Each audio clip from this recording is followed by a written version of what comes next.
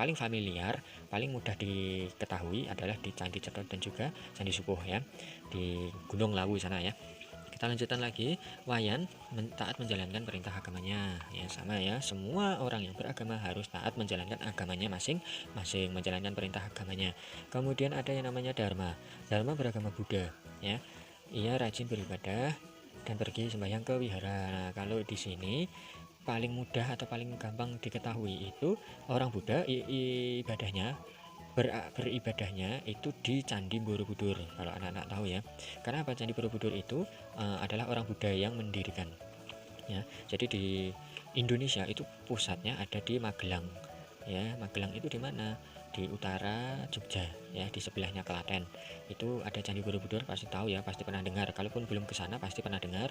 Itu ada di sana kalau ada perayaan umat Buddha ya.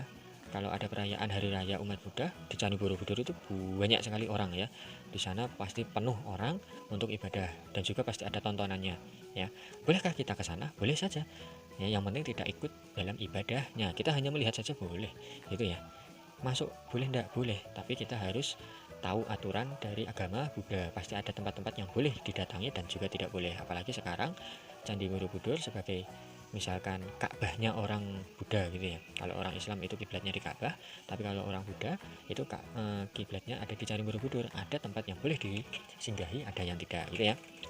Untuk mempersingkat waktu kita lanjutkan saja langsung ke anak yang namanya Lintang ya, beragama Konghucu. Lintang rajin berdoa di kelenteng. Ia anak yang taat menjalankan perintah agamanya. Nah, kelenteng ini di Sragen sebenarnya ada di mana ya, tapi lupa saya ya. Yang paling rame dikunjungi orang, yang paling mudah diingat itu ada di Solo. Kalau anak-anak pernah lihat Sekaten, kalau anak-anak pernah lihat barongsai di Pasar Gede Solo ya, tahu Solo ya, pasti juga pernah ke sana. Itu di sebelah Tugu Jam yang ada di tengahnya, atau Pasar Gede lah. Di Pasar Gede itu ada bangunan warna merah, full merah ya, semuanya warnanya merah. Itu adalah kelenteng paling besar di Solo ya. Itu tempat orang beribadah Konghucu. Rata-rata di sana itu matanya sipit ya, karena keturunan dari Cina gitu ya. Terus lanjutkan lagi, agama teman-teman Nadif berbeda-beda, tapi Nadif menyayangi mereka. Inti dari kita belajar di sini ya, entah itu agamanya Kristen, Katolik, Islam, Hindu, Buddha, Konghucu, kita harus menghargai perbedaan mereka. Kita harus menyayangi mereka. Karena apa? Kuncinya satu, mereka semua ciptaan Tuhan Yang Maha Esa itu ya. Lanjut lagi ke sini. Nah, ini tadi yang saya maksud. Mereka saling menghargai dan menghormati agama masing-masing. Mereka juga tidak malu. Jangan malu berteman dengan anak yang berbeda agama. Ya, pasti di desa kita ada yang agamanya Kristen dan sebagainya. Tapi kita harus temani mereka ya. Jangan, wah, agamanya beda karo aku. Wah, ora olah kancanan karo aku. Tidak, boleh. Islam tidak mengajarkan seperti itu ya. Semua orang itu sama di mata Allah Subhanahu wa taala. Kalau kita tidak mau berteman dengan mereka, kita malah berdosa gitu ya. Terus kita langsung mengerjakan ini ya. Kita bisa mengerjakan ini, silahkan ditulis di LKS masing-masing. Gambar nomor 1 ini adalah gambar masjidnya, masjid. Kemudian ini adalah tempat ibadah orang Islam. Di sini ada gereja, itu adalah tempat ibadah orang Kristen dan Katolik. Di sini ada pura, tempat ibadah orang Hindu. Ini ada kelenteng, tempat ibadah orang Konghucu. Ini ada wihara, tempat ibadah orang Buddha. Ya, di sini ada nomor 1 masjid, 2 gereja, 3 pura, 4 kelenteng, 5 wihara. Kembali lagi, kenapa hanya 5 padahal agamanya 6? Untuk Katolik dan Kristen itu digabung jadi 1 di gereja. Lanjut ya. Kita lanjut berikutnya ke keberagaman ciri fisik. Ya, di sini itu Nadif berteman dengan teman-temannya yang baik. Langsung saja ya. Tadi ya teman-temannya, itu di sini ciri fisik yang dimaksud adalah Nadif, Verus, dan Dharma itu rambutnya pendek. Verus rambutnya keriting, Dharma rambutnya ikal, Nadif dan Mayan rambutnya lurus ya. Nah, ini rambutnya beda-beda semua. Tapi kita harus menyayangi mereka, tidak boleh membeda-bedakan. Pasti teman kita satu kelas itu juga ada yang rambutnya keriting, yang rambutnya sedikit, yang rambutnya banyak, yang rambutnya pendek, yang rambutnya lengkung-lengkung, yang rambutnya lurus. Nah, itu tidak boleh kita beda-bedakan, semuanya sama. Apalagi warna kulitnya ya. Ada yang anak yang warna kulitnya putih, ada yang warnanya kuning langsat, ada yang warna kulitnya itu sawo matang, dan juga ada yang warnanya gelap ya. Anak yang kulitnya putih tidak boleh memusuhi anak yang warna kulitnya gelap ya. tidak boleh, apalagi mengejeknya, oh cah hitreng, ya nggak boleh ya. Ya, walaupun kulitnya putih tidak boleh mengejek yang hitam, apalagi yang hitam tidak boleh yang mengejek yang warnanya putih itu ya.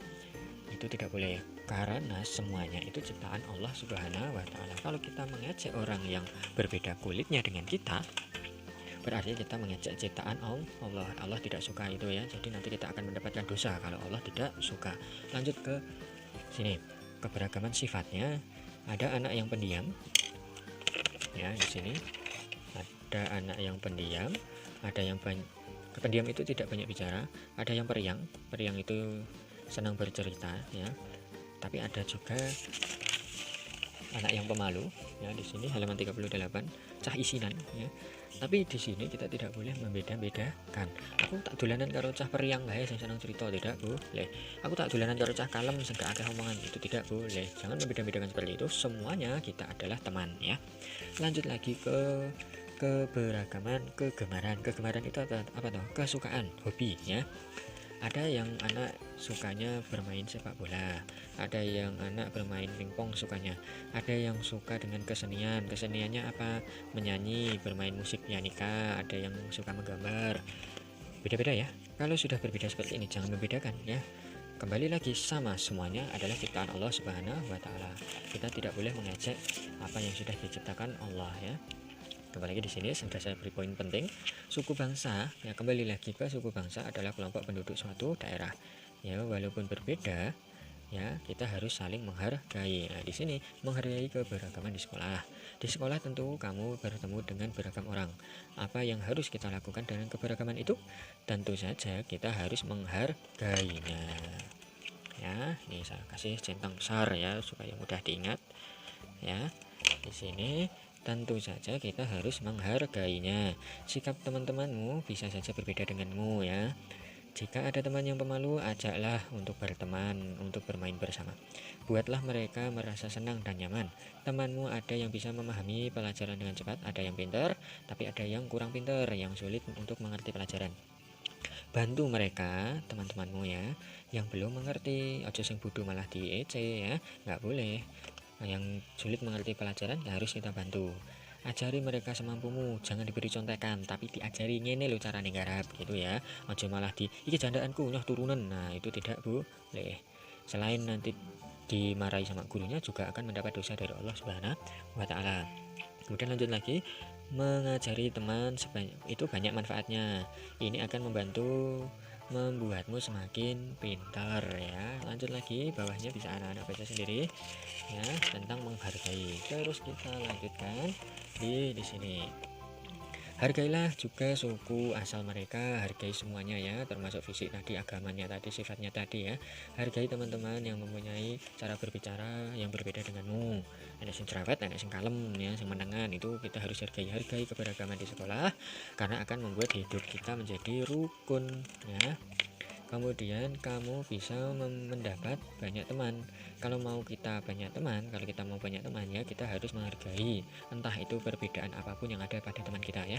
Kita harus menghargai setiap orang di sekolah. Itu ya. Rangkumannya harus kita baca juga karena di sini ada poin-poin penting dari atas tadi ya.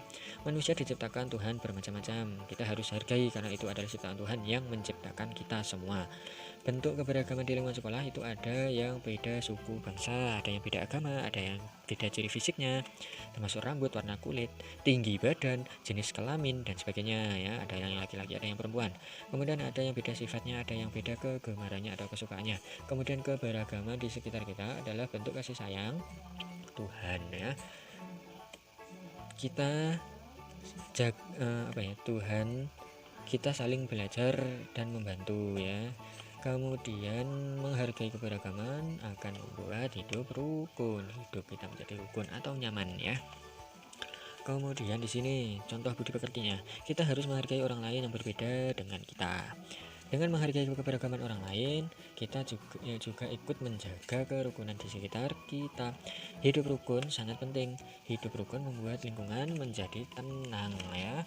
Hampir 30 menit saya menjelaskan. Di sini akan kita langsungkan saja. Silahkan kerjakan Romawi 1 seperti biasanya.